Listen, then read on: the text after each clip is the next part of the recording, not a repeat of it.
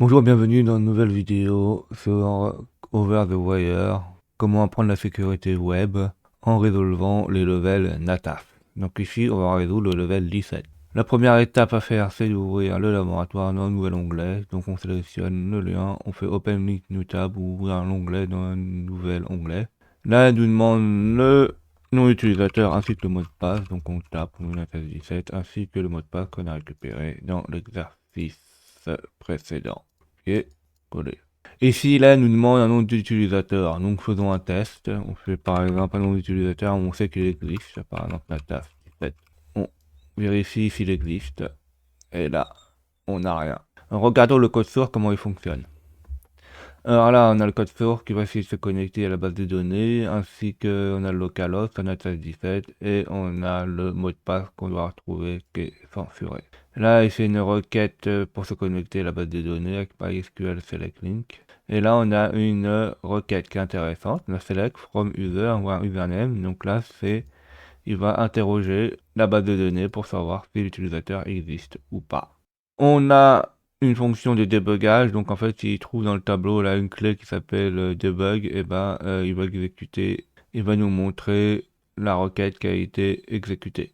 Ici, donc s'il trouve une réponse, donc quelque chose, là il fait une requête sur MySQL query. Donc suivant la réponse de la requête, s'il trouve des réponses, il va afficher des choses.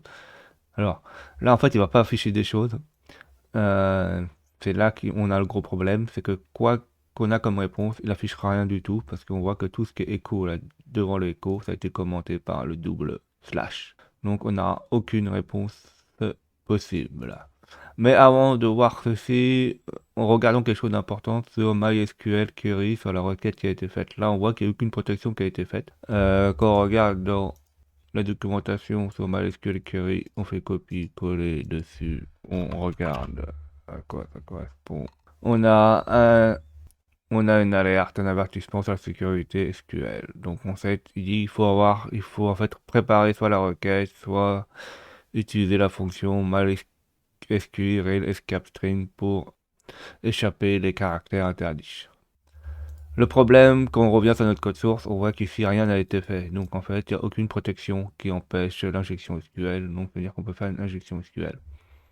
Comment nous allons réussir à injecter quelque chose pour que ça fonctionne? Et bien en fait, on va utiliser un timing, donc faire une pause, et suivant la pause, suivant l'attente de la requête ou pas, l'intervalle passé entre un certain temps, on pourra savoir est-ce que le caractère existe ou pas.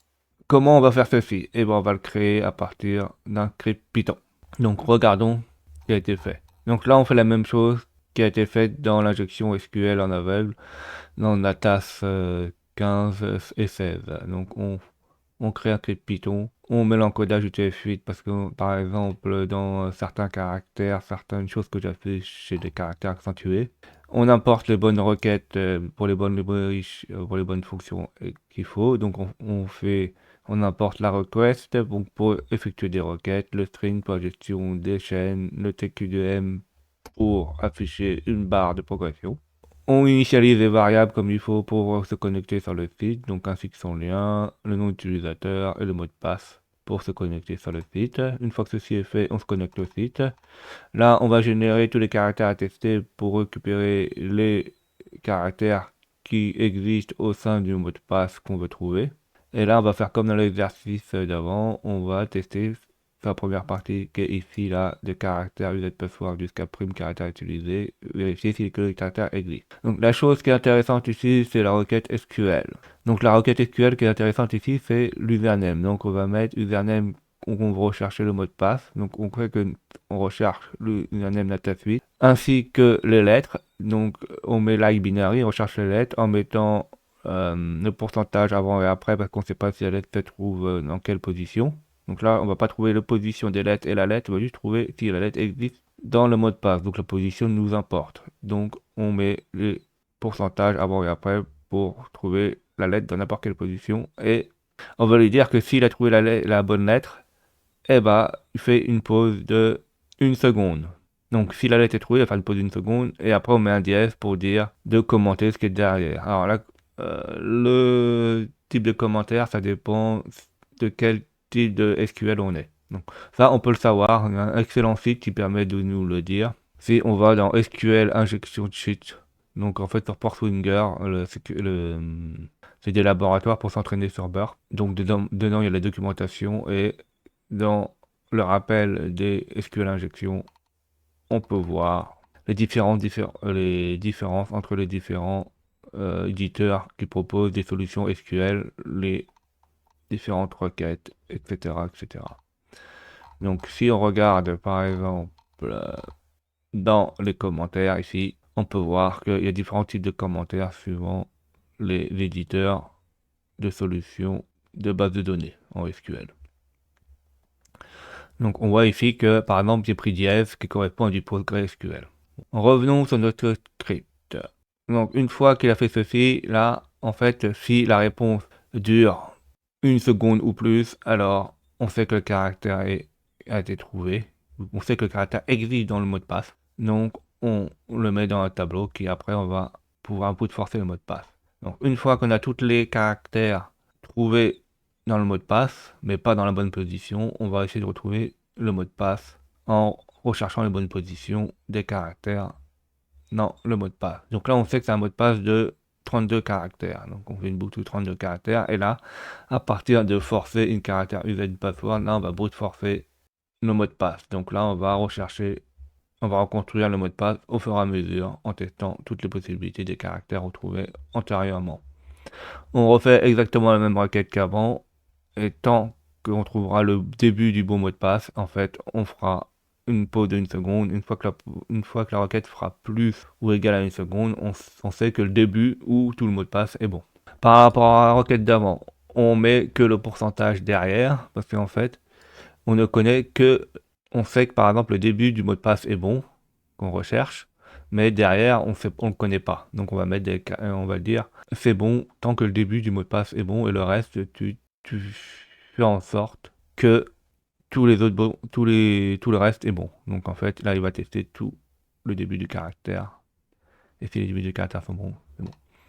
Une fois que le mot de passe est trouvé, on affiche le mot de passe. Donc en fait là on a fait une injection SQL en aveugle en respectant un timing. Alors autre chose très importante, le timing, suivant la latence de votre réseau, le sleep, il faudra mettre plus ou moins. Parce que si vous avez une latence par exemple supérieure à 1 seconde, si vous mettez un sleep de 1 seconde, il va croire que c'est un bon caractère, c'est pas un bon caractère. Donc ça sera géré par rapport à votre connexion. Testons ce script pour voir si ceci fonctionne comme je l'ai expliqué. Donc exécutons-le.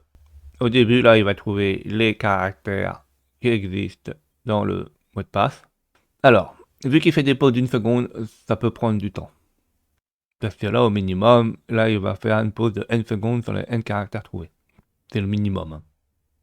Là ça va être un peu plus long parce qu'il est obligé de tester tous les caractères, et dès qu'il en trouve un, ça fait une pause d'1 seconde. Une fois tous les caractères testés et remis dans le bon ordre et brute forcé, on a le mot de passe pour le prochain exercice. Alors qu'est-ce qu'on a appris ici d'important? Alors on a toujours appris qu'en fait il faut toujours faire une bonne sanitarisation, éviter de créer une expression régulière pour faire notre propre protection. Parce qu'en fait si on oublie des caractères, on peut toujours être vulnérable aux injections SQL. On a appris aussi qu'avec le timing, avec les pauses de sleep, il est toujours possible de faire une injection SQL même si on n'a pas de retour au niveau de l'affichage. Donc c'est une blend injection en utilisant des timings. Qu'est-ce qu'on a appris d'autre?